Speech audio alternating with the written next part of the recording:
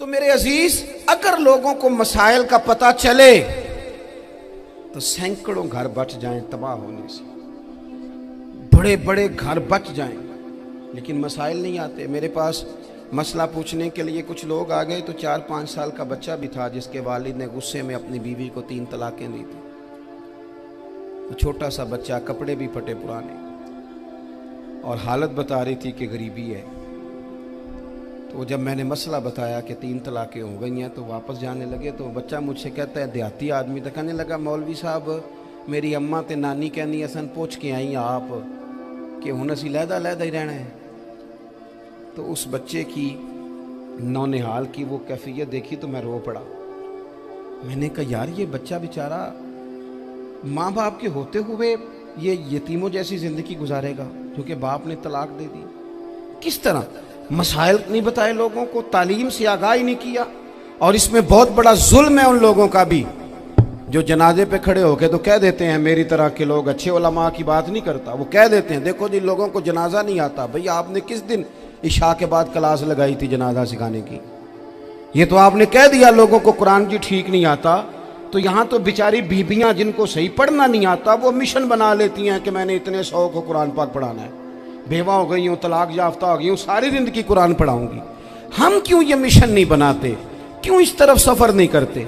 एक तो दीनी मालूमात में, दीनी उलूम में अपने आप को लगाएं और ज़ौक़ पैदा करें कि जो चीज़ें मुझे नहीं आती मैंने वो सीखनी है, जो मामलात मुझे नहीं आते मैंने उनकी तरफ सफ़र करना है। एक तो अपना ये मिजाज बनाएं। और जब आप दीनी उलूम सीखते हैं तो पता है कौन सा मंजर कायम होता है? मंजर वो बनता है कि हज़रत अबू हुरैरा भी दीन सीखा करते थे, हज़रत अब्दुल्ला इब्ने उमर भी असहाबे सुफ़ा में रहा करते थे, हज़रत अनस बिन मालिक भी रहा करते थे। और ऐसा मंजर बनता है कि हज़रत सैयदा खतीजतुल कुबरा रज़ी अल्लाह तआला अन्हा फरमाती हैं, सैयदा फातिमा हुजूर की गोद में बैठी होती थी और नबी पाक से बातें पूछती थी और हुजूर उन्हें बता रहे होते थे। सैयदा आयशा हुजूर से दीन की बातें पूछती। चौथा हिस्सा हमारी फ़िक़्ह के उसूल हज़रत फातिमा की, हज़रत आयशा सिद्दीक़ा की मरवियात पर मबनी है। अगर हमारी बच्चियां छोड़ दें डाइजेस्ट पढ़ना, छोड़ दें इधर उधर की मूवी देखना और वो किताबो सुन्नत पर आ जाएं, तो बहुत सारे मसाइल ऐसे हैं जो उलझने से पहले ही सुलझे हुए हों। दीनी तालीम का मिजाज और ज़ौक़। और दूसरी आयत करीमा मैंने तिलावत की, अल्लाह करीम ने कुरान मजीद में फरमाया, या अय्युहल्लज़ीना आमनू कू अनफुसकुम व अहलीकुम नारा, ऐ ईमान वालों खुद भी दोज़ख की आग से बचो और अपने घर वालों को भी बचाओ। ओ वालिद, वो माँ जो बच्चों को भूख से बचाने के लिए मेहनत करती है, उनको मायूसी से बहुत सारे माँ बाप ऐसे होते हैं जिनके पास कपड़े लेने के पैसे नहीं होते ईद पे। क्यों अजीज़ भाई, जिस तरह हम अपने बच्चों को देखें, बहुत सारे माँ बाप के पास गुंजाइश नहीं होती, लेकिन इस नीयत से कि बच्चों के दिल टूट जाएंगे, ईद पे कैसे गुजारा करेंगे, मुश्किल से भी कपड़े ख़रीद के देते। इस तरह हम अपने बच्चों को भूख से, प्यास से, मायूसी से बचाते हैं। इस तरह हमारे रब ने हमारे ज़िम्मे लगाया है कि तुम अपने बच्चों को कोशिश करो दोज़ख की आग से बचाने की। हज़रत उमर फ़ारूक रज़ी अल्लाह तआला अन्हु ने अर्ज़ किया था, या रसूल अल्लाह सल्लल्लाहु तआला अलैहि वसल्लम, इस आया करीमा का माना क्या है?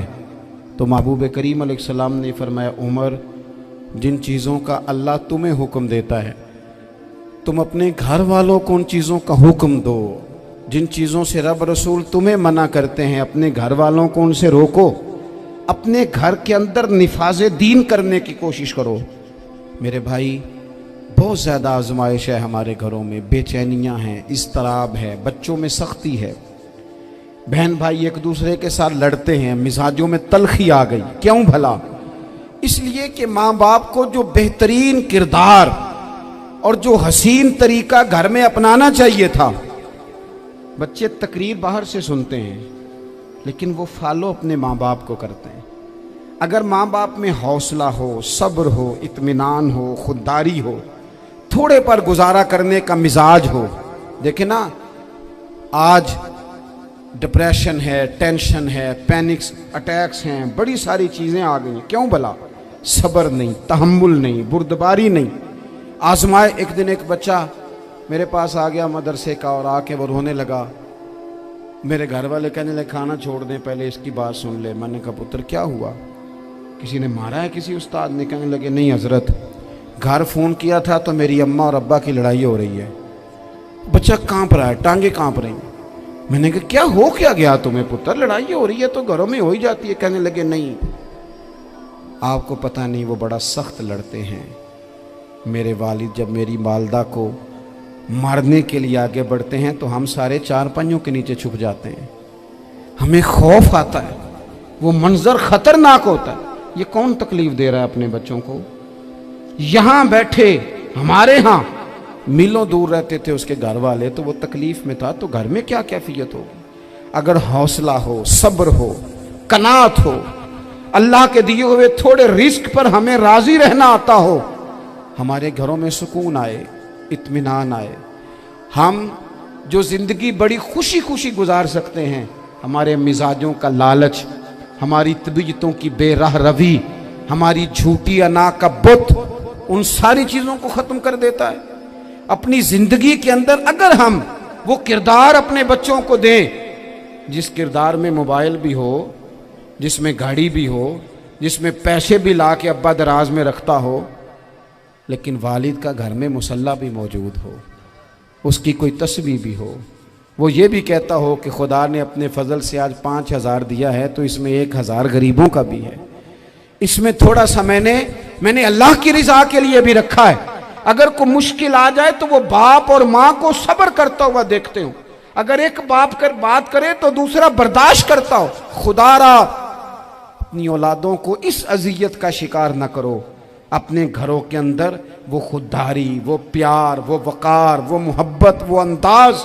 आप थके हुए हैं, कोई शक नहीं, आप बहुत सारे मसाइल का बाहर शिकार होंगे, कोई शक नहीं, लेकिन आप बाहर से थक के आए हैं। और अगर आप बाहर अपनी फैक्ट्री के मालिक हैं और दफ्तर के बड़े हैं तो घर में भी तो आप बड़े हैं ना। आपकी माँ भी तो इंतज़ार कर रही है, उसने भी तो दुखड़ा सुनाना है ना आपको। आप ये देखिए कि आपके बच्चे भी तो इंतज़ार कर रहे हैं, वो चाहते हैं कि अब्बा आके बैठे तो हम उनके सीने पे चढ़ के थोड़ा खेलें। आपकी अहलिया मुंतजिर हैं। कुछ बातें बीवी किसी और से नहीं कह सकती, सिर्फ अपने शौहर से कहती है, लेकिन वो तो आते ही जलाल में आ गए साहब। वो कहने लगे तू बड़ी नालायक है, मैं थका मांदा आया हूं और तूने मुझे कहानी सुना दी है। वो उस खातून से शिद्दत के साथ पेश आने लगे। मेरे रसूल पाक की हयात नूर को देखो, हज़रत उम्मे ऐमन हुजूर की रज़ाई वालदा हैं, उनकी भी खिदमत हो रही है। हज़रत हलीमा सादी आ रही हैं तो खिदमत हो रही है। हज़रत अब्बास हुजूर के चचा हैं तो करीम फरमाते हैं मेरे चचा हैं बाप की जगह पे।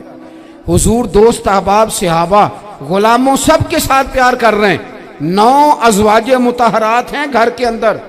और कैफियत ये है कि हुजूर सिर्फ उनकी ज़रूरतों का ही ख्याल नहीं करते, ख्वाहिशात का ही ख्याल नहीं करते, बल्कि मेरे करीम का तरीका ये है कि कोई बंदा आज बोल क्या रहा है, वो कहाँ खड़ा है, आज उसके जुमले किस तरह के हैं, उसका लहजा किस तरह का हो गया है और उसे ठीक कैसे करना है। महबूब इसका ख्याल फरमाते, तवज्जो करते। मैं कहता हूँ कि हम सबको शौक़ आया है आराम करने का।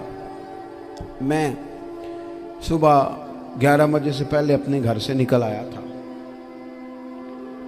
और ये वक्त आ गया है और रात को खुदा जाने किस वक्त घर पहुँचना है। कई दफ़ा कैफियत ये होती है कि गाड़ी से उतरते हैं तो फिर दिल करता है कि कोई उठा के चलाए ना कभी। इसके बावजूद बहुत सारे लोग नाराज़ रहते हैं कि हमसे मिल के नहीं गए, फ़ोटो नहीं खिंचवा के गए, फलानी जगह चाय नहीं पी के गए। ये तसलसल है। लेकिन मैं जितना मर्जी थका मांदा घर जाऊंगा ना, कभी ऐसा नहीं हुआ कि मैं घर जाऊं तो बड़ी टेंशन में जाऊं। मेरी घर वाली एक दिन मुझसे कहने लगी आपने कभी नहीं कहा कि मैं थका हुआ आया। बंदा थक भी तो जाता ही है ना, कभी कहाँ करे ना। मैंने उसे कहा पता क्यों नहीं कहता? इसलिए नहीं कहता कि मैं नहीं चाहता कि मेरे बच्चे ये कहें कि हमने दीन नहीं पढ़ना, हमारा बाप तो बड़ी मुश्किल में है। हम अपने काम के बारे में अपने घर में शिकवे करते हैं। आप किसी बच्चे से पूछ लें कौन सा काम करना है, कहता जो अब्बा जी कर दे रहे वो नहीं करना। क्यों? कि अब्बा जी हर रोज़ तो कहते हैं मैं बड़ा उलझ गया हूँ, ये काम बड़ा मुश्किल है। मैं चाहता हूँ कि मैं अपने बच्चों को ये बताऊँ कि पुत्र मैं तो जिधर जाता हूँ फूल ही फूल हैं, मैं तो जिधर से गुजरता हूँ मोहब्बत ही मोहब्बत है, मैं तो जिधर से देखता हूँ दुआएं ही मिलती हैं, ताकि उनका शौक पैदा हो। मेरे अजीज, आप थोड़ा सा दिल बड़ा करें। अगर आप एक की वजह से पूरा घर सुकून में आ जाता है तो आप दिल बड़ा क्यों नहीं करते?